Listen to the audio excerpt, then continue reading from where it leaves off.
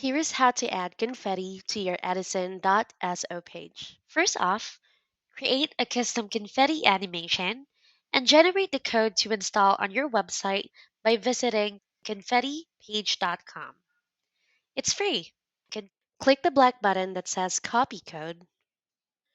In Edison.so, go to the website builder, which is on the top of your screen. Click on Pages, then choose the page you want to add the confetti animation to. Now click on the plus button. Scroll down and click Script. Then click on Script one more time. It will automatically open a blank space on the right side where you can write your custom script.